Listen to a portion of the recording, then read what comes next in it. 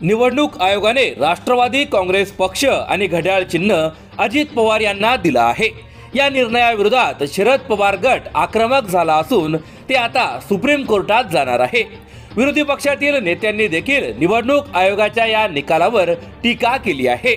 भाजपाने दिलेला निकाल निवडणूक आयोगाने वाचून दाखवला असं काँग्रेस नेते नाना पटोले म्हणाले आहे। तर हा निकाल अनपेक्षित नाही, शिवसेनेसोबत जे घडलं तेच राष्ट्रवादी सोबत घडलं, शेवटी जनतेच्या न्यायालयात जावं लागेल अशी प्रतिक्रिया काँग्रेस नेते अशोक चव्हाण यांनी दिली आहे।